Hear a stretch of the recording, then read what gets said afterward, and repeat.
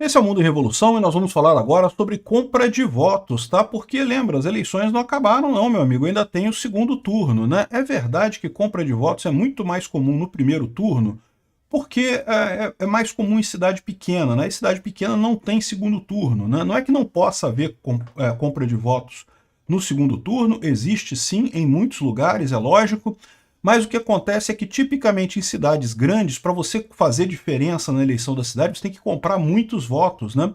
Em cidade pequena, meu amigo, você elege vereador com 500 votos. Você comprar 500 votos, você se elege vereador.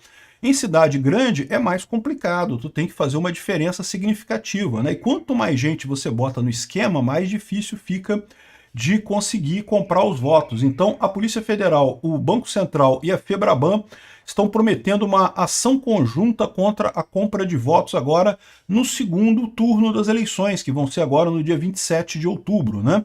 E eu acho bacana, eu espero que eles tenham feito isso para o primeiro turno também, né? Porque no primeiro turno também certamente teve, né? Vamos entender como é que funciona esse negócio aqui. Essa notícia foi sugerida por Fernando L. Santos, Peter atende telefone PF subindo elevador e várias outras pessoas. Obrigado ao pessoal que sugeriu notícias lá no nosso site, no visãolibertaria.com. E obrigado a você que está assistindo o nosso vídeo. Se você gosta do nosso conteúdo, por favor, deixe o seu like e se inscreva aqui no canal, né? Pois bem, a Polícia Federal, o Banco Central e a Febraban prometem ação conjunta contra a compra de votos. É isso que está acontecendo aqui, ó. Isso aqui foi filmado por um drone, geralmente como evidência em um processo de compra de votos. Uma dupla foi presa distribuindo dinheiro vivo em troca de votos no Agreste pernambucano. Infelizmente, isso é muito comum. É tão comum no interior do Nordeste, não só no interior do Nordeste não, tá? Tem no interior do Sudeste também, no interior de qualquer lugar do Brasil. Mas no Nordeste, particularmente, é muito comum, a ponto do pessoal já ter costume. Já chega a eleição, o pessoal já começa a falar, pô, vou ganhar dinheiro vendendo meu voto. Já cria antecipação para venda do voto na eleição, né? Isso, lógico, é uma coisa ilegal, né? Mesmo a pessoa que vende o voto também está errada, também tem crime associado a isso, mas na prática é muito difícil de você saber nesse tipo de coisa. A menos que você pegue uma situação dessa, né? Onde o pessoal está ali já com dinheiro para pagar pelo voto e coisa e tal, é uma coisa difícil de fazer. E daí que eu falo para vocês do porquê que tem a importância do sigilo do voto no Brasil, né? Porque a única arma que você tem contra esse tipo de coisa, a arma que você tem de forma mais tranquila, é justamente o fato de que a pessoa não tem como saber se você votou nela ou não, né?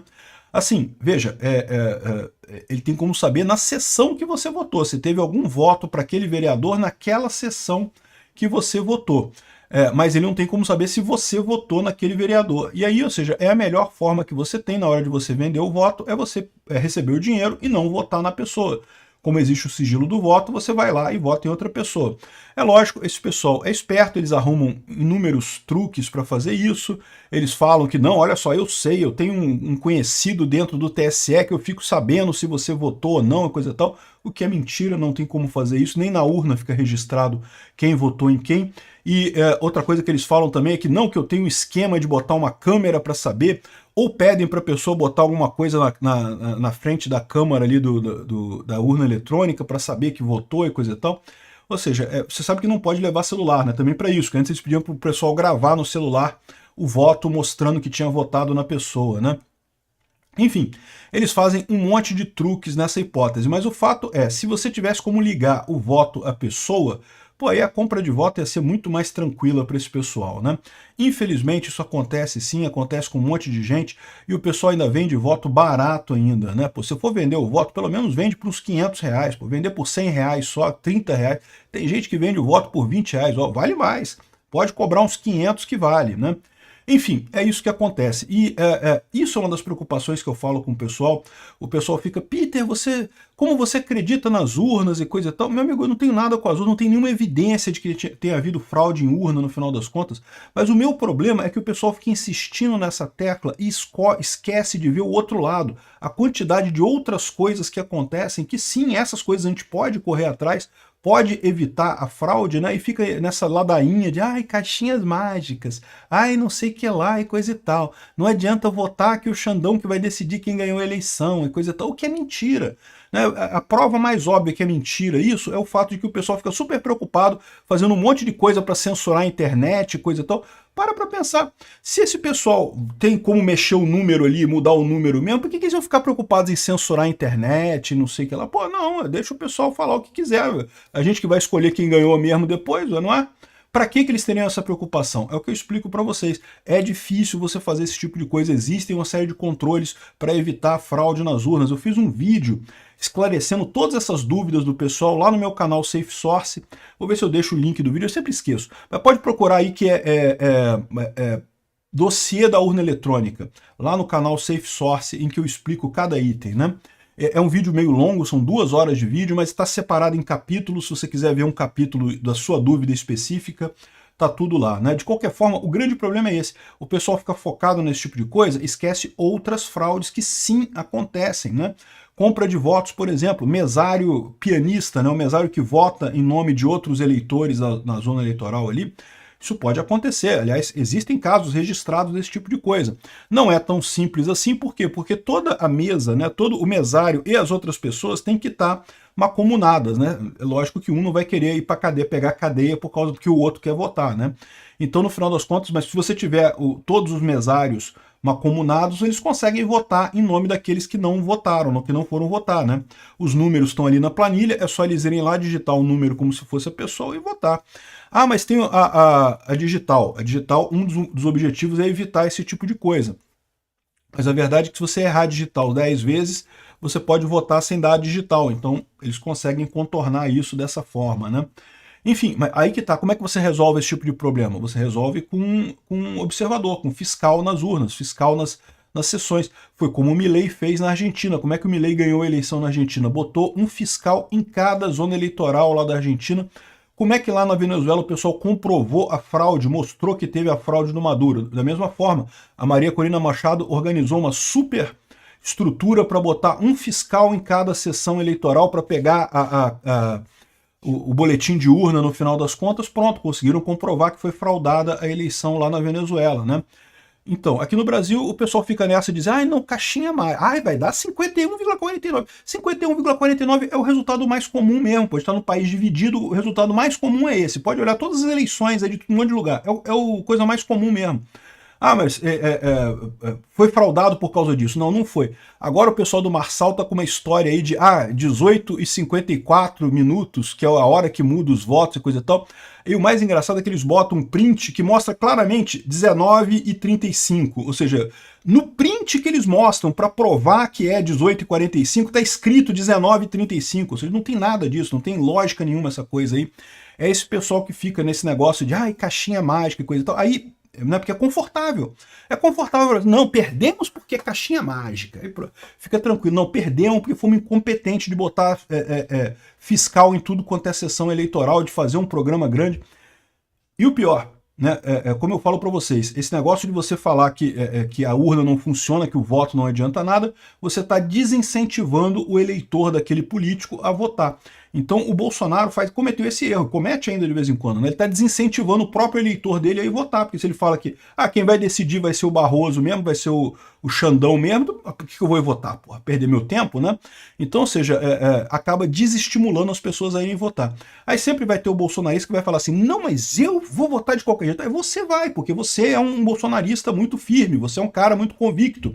Mas tem gente que não é tão convicto assim, que até gosta do Bolsonaro, mas não é convicto assim de querer ir votar e coisa e tal. Aí esse cara menos convicto, que é uma porcentagem grande da população brasileira, vai chegar no domingo de eleição, vai falar, caramba, tá um sol tão bonito, uma praiana, pô, não é caixinha mágica mesmo, não interessa eu votar, porque é caixinha mágica, eu vou digitar qualquer coisa lá, depois o pessoal que vai escolher quem é que ganhou, então não vou votar, né? Aí pronto, aí você se ferra por conta disso, né?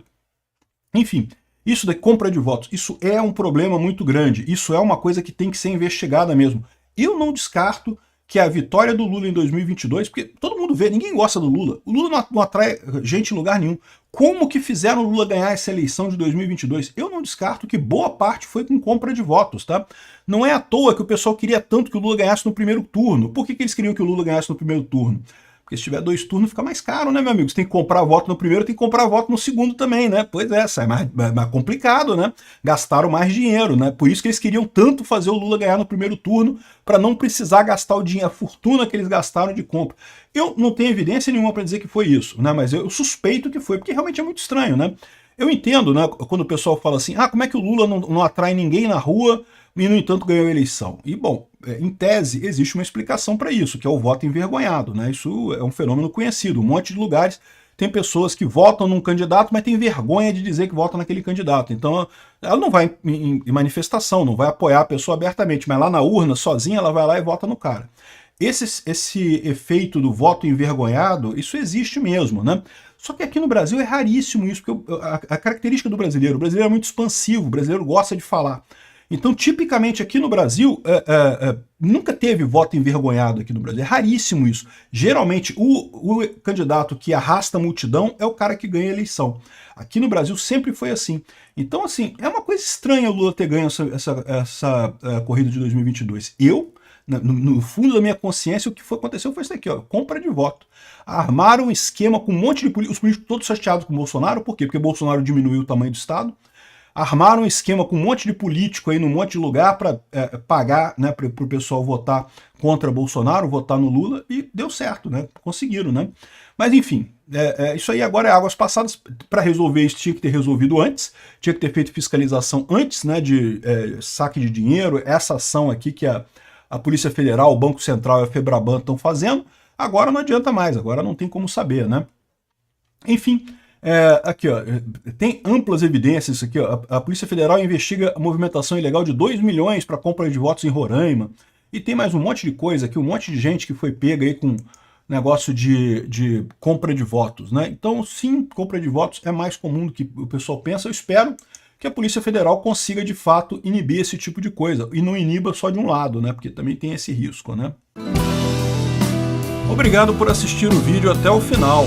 Além de curtir, compartilhar e se inscrever no canal, considere se tornar patrocinador com valores a partir de R$ 1,99. Clique no botão Seja Membro abaixo para saber as condições e vantagens de patrocinar o canal. Mais informações sobre o nosso projeto, visite nossos sites indicados na tela.